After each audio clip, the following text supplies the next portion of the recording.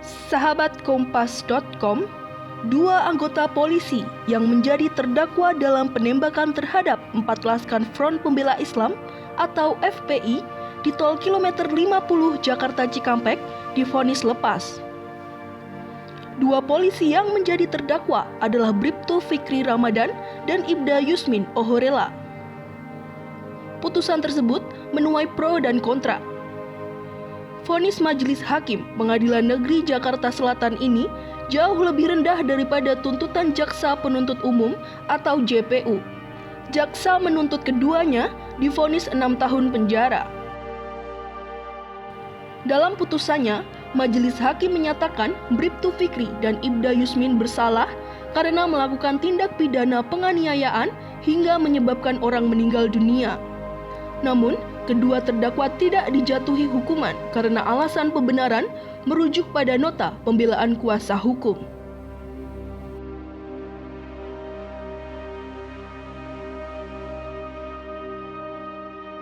Majelis Hakim menyatakan penembakan itu merupakan upaya membela diri.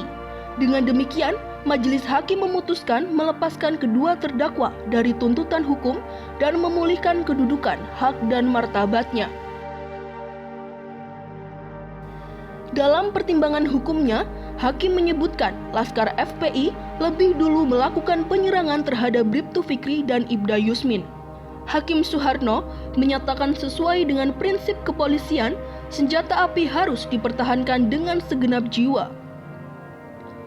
Merasa senjata apinya hendak direbut, Yusmin dan Fikri disebut memutuskan untuk menembak keempat Laskar FPI. Karena itu, Majelis Hakim memutuskan bahwa tindakan kedua terdakwa merupakan upaya membela diri. Atas vonis tersebut, terdakwa Bribtu Fikri dan Ibda Yusmin menyatakan menerima, sementara Jaksa Penuntut Umum mengajukan pikir-pikir.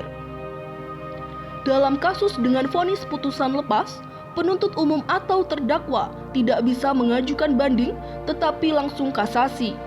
Artinya, putusan tersebut sudah tidak bisa diperiksa lagi perihal fakta kasus di pengadilan tinggi, tetapi harus diperiksa penerapan hukumnya di Mahkamah Agung atau MA.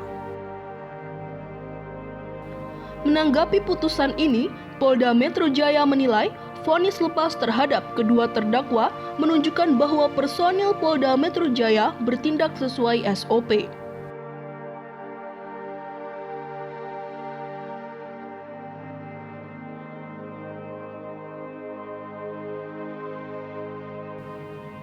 Di sisi lain, kuasa hukum keluarga Laskar FPI yang menjadi korban penembakan, Aziz Januar, mengaku kecewa. Ia mengaku sudah menduga sejak awal bahwa terdakwa dalam perkara ini akan lolos dari jerat pidana. Menurut Aziz, keluarga korban tidak berharap apa-apa lagi dalam penanganan perkara ini. Sementara itu, Yayasan Lembaga Bantuan Hukum Indonesia atau YLBHI menilai putusan tersebut terkesan janggal. Ketua Umum YLBHI Muhammad Isnur menyoroti kedua terdakwa tidak dalam posisi sebagai korban. Penilaian Majelis Hakim bahwa tindakan kedua terdakwa adalah upaya membela diri dianggapnya tidak tepat. Isnur juga menyoroti tidak adanya saksi mata selain para terdakwa saat insiden terjadi. Menurut Isnur, Majelis Hakim seharusnya memasukkan temuan Komnas HAM sebagai pembanding. Menurut Komnas HAM, ada dugaan terjadi pelanggaran HAM karena korban masih hidup saat dimasukkan ke dalam mobil di Jalan Tol kilometer 50 Jakarta Cikampek.